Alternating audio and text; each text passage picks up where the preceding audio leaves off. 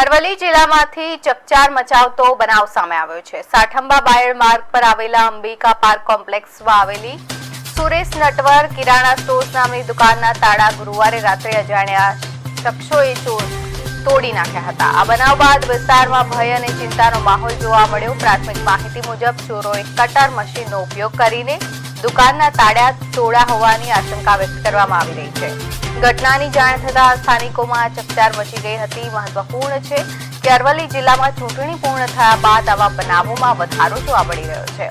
ઉભરાણ બાદ હવે સાઠંબામાં પણ ચોરીનો બનાવ સામે આવતા લોકોમાં સુરક્ષા અંગે પ્રશ્નો ઉઠી રહ્યા છે। હાલ પોલીસે સમગ્ર મામલે તપાસ હાથ ધરી છે અને આરોપીઓને ઝડપવા માટે ચક્રો ગતિમાન કર્યા છે।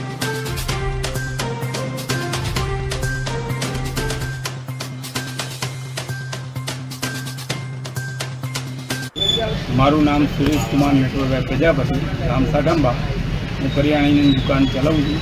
સવારે હું 8:15ની આજુબાજુ આવ્યો ત્યારે બંને તૂટેલા હતા અને સાહેબને હું અરજી આપીને આવ્યો। હજી કોઈ આવ્યા